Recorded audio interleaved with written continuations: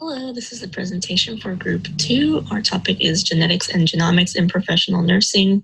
We have Abby Chen, Sandra Castillo, Kelly Castellanos, Joanna Flores, Cynthia Hernandez, Erica May Guevara for California State University Fullerton, Professional Nursing 1, Nursing 305 for Dr. Lisa Howard.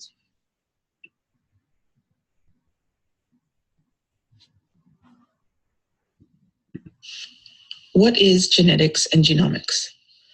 I'll start by defining a few key words.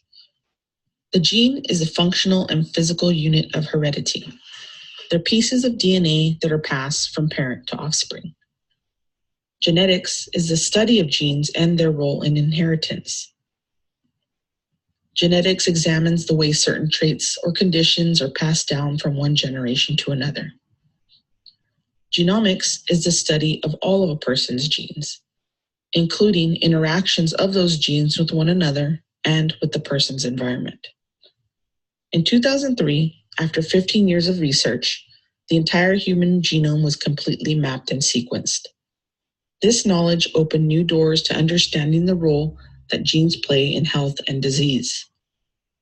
It led to the development of genetic tests used to identify or diagnose genetic disorders and to identify individuals who have a genetic predisposition to diseases. Genetics and genomics has become an integral part of healthcare from preconception to adulthood.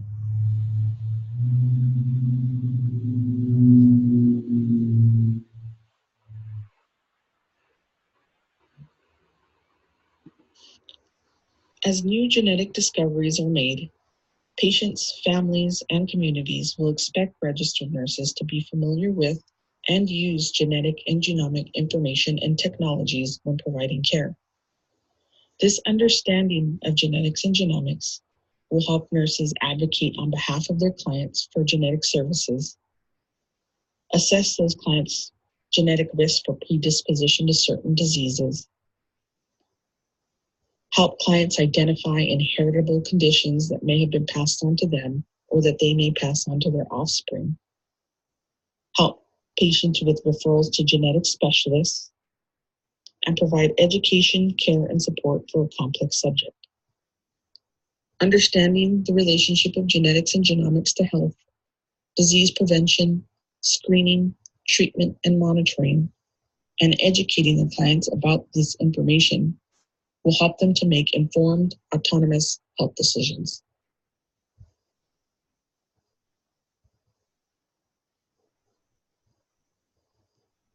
Hi everyone, this is Erica Guevara, and I will discuss the importance of gathering information about the family health history.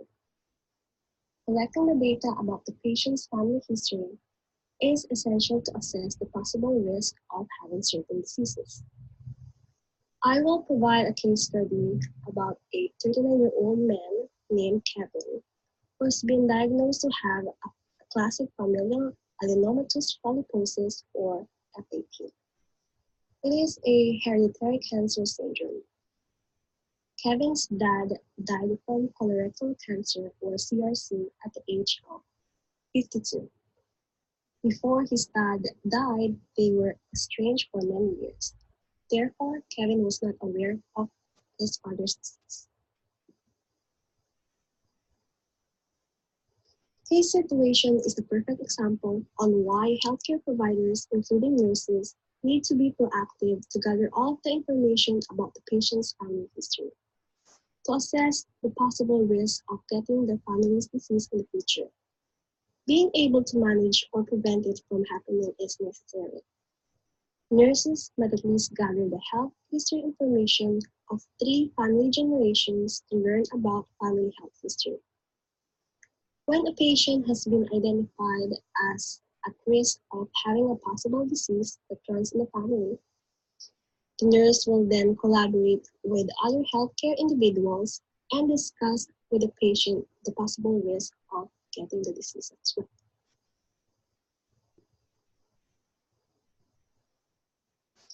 In a case study, classic FAP is a hereditary condition transmitted via an autosomal dominant pattern of inheritance, which means The condition can be caused by inheriting only one mutated gene. The average age at benign polyp appearance is age 16 years, whereas the typical age at CRC onset is age 39 years in individuals with FAP. It is recommended to have a prophylactic colectomy for individuals with known FAP-associated genetic mutation. Kevin has a brother named Larry. It is vital for Kevin to communicate with his brother about his disease to inform Larry that he might have the same condition in the future. Nurses indeed play an essential role in gathering family health information. They must make sure that they collect all of the family health histories. By obtaining a complete and detailed family health history and detecting the diseases early, they could save many lives. This is the end of my discussion. Again, I'm Erica Guevara. I hope you all learned the importance of gathering family health history. Thank you. The roles of a registered nurse when it comes to genetic testing or genomics is similar to what a registered nurse anywhere else in the hospital could do. They are educators, they are patient advocates, they provide support, other support, especially emotional support, and counseling or referrals to genetic cancers as well. Which is benefit from knowing where to access specialized genetic and genomic services. Thus, they're able to facilitate the genetic referral for clients who may have a genetic risk factor, have normal genetic test result, or questions about a genetic or genetic condition or disorder. To be a little more specific, we can answer what does a genetic nurse do? A genetic nurse assess risk of hereditary and non-hereditary disorders by working with the team and analyzing and researching family history, medical records, and then creating a therapy document with that information. They consider the medical, social, and ethical decisions surrounding genetic testing.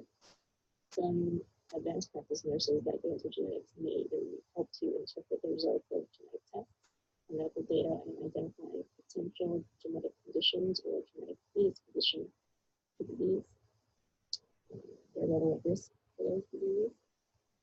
They also provide emotional support, counseling, and different kinds to support services. As we mentioned before, they act as patient advocates. They discuss and explain possible treatments or preventative measures. They review and discuss reproductive options. And they provide direct patient care for patients at risk for or affected by diseases with a genetic component.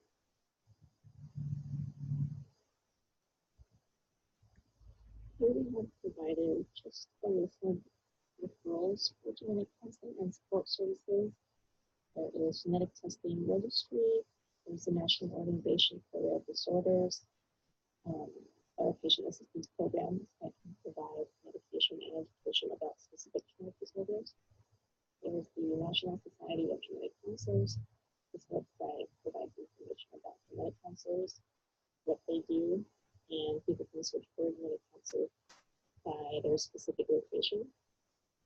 UC San Diego offers genetic testing services, and the Lucine Pepper Children's Hospital in Stanford also offers genetic services.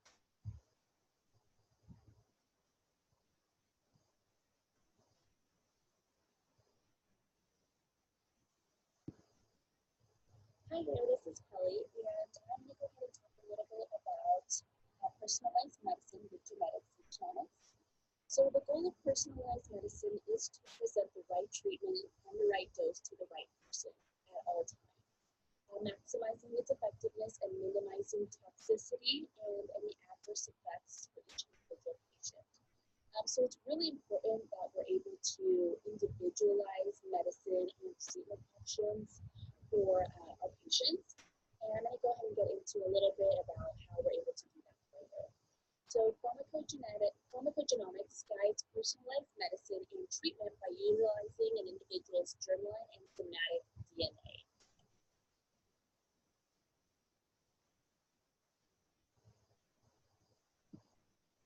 So direct-to-consumer genetic testing, also known as DTCGT. This is a way that we're able to further individualize treatment for patients. And what this is it uses a single nucleotide polymorphism, which are genetic variations in DNA. So this direct-to-consumer genetic testing provides people access to their genetic information and family history.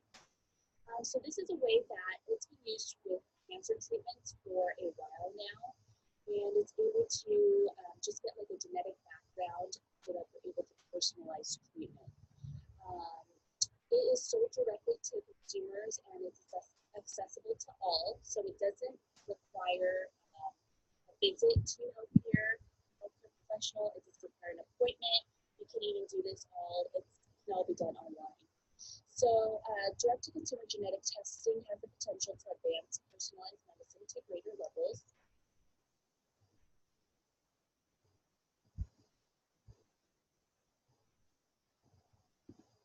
Direct-to-consumer genetic testing, why is it used? So it can be used for many different purposes. It is commonly used to provide information about a person's ancestry and common traits. So if someone wants to know a little bit more about their ancestry, where their family came from, they can do it by using genetic testing. It can also aid in predictions about a person's health and genetic risk.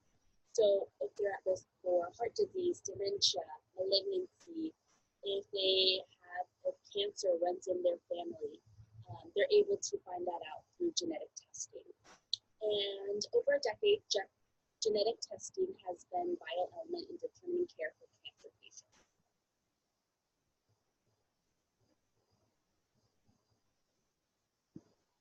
So what are the benefits and the risks or limitations with direct-to-consumer genetic testing?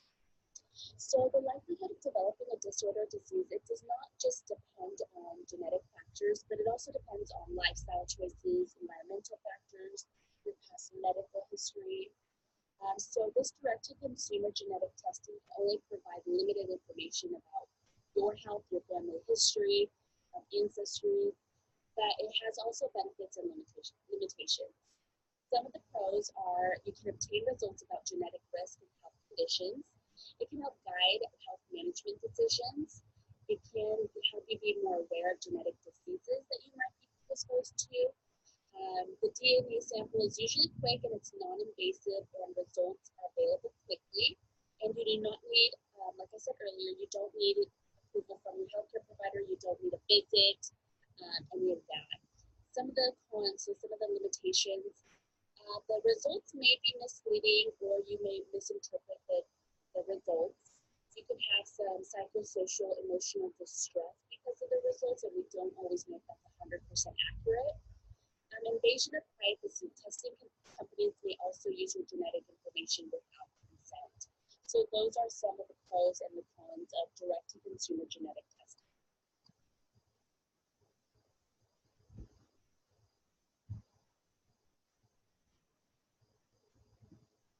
Hi, this is Sandra, and we'll be talking a bit about the ethical considerations and issues in genetics and genomic testing. So for genetic testing, this can allow for a person to know whether they carry the gene for a disease. And as a result, they can warn their family members that they're also capable of obtaining the same disease. That's one of the benefits, is knowing ahead of time that you can help your family members, they can start taking preventative measures. One of the bad things is that if you decide not to do it, or you find out the results and you don't tell your family members, you go on knowing that you could have helped them, but you decide against that, and it can cause conflict with the region with some family members.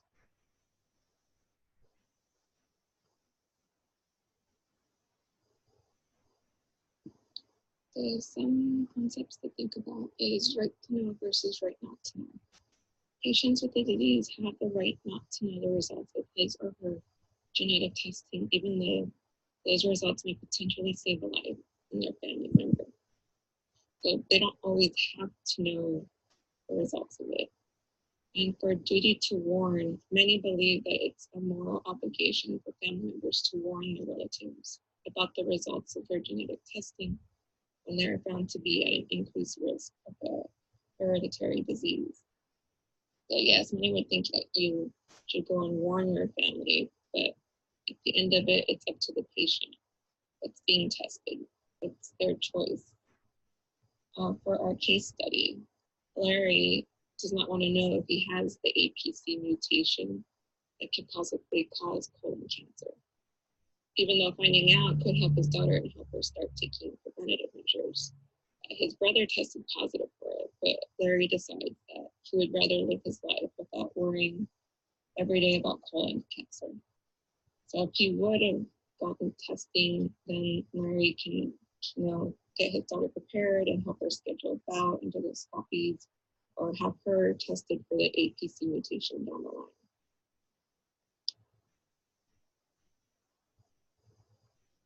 Hey everyone, this is Abby. So the possible barrier on our genetics and genomics nursing issues, I did this for 2 points. First, in order to benefit our patients from genetic and genomics, we as a nurse must be able to obtain our patients' family history as possible. Because in that way we can identify patients with factors for developing any genetics and simple problems. However, not all patients know their whole family history, and it will make it hard for us to figure it out and show the factors. The next barrier is when applied after, even though we are able to get all the patient information, the history, family history, but we still need a lot of help in order for our patient to understand the result of their genetics and genomics test expertise. And this help be involved higher applications, more comprehensive and professional patient teaching, and more involved. So this all can be a barrier on our genetics and genomics issue.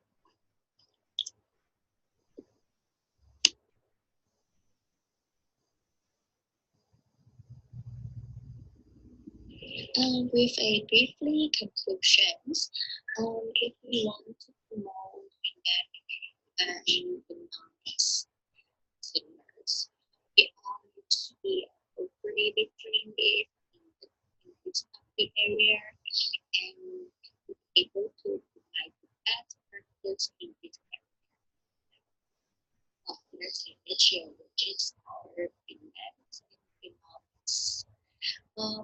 Possible solution can be to incorporate this issue like genetics and genomics content into both undergraduate and graduate nursing program to make sure we are prepared for the most recent alignment and intensive knowledge. We need to provide evidence-based practice.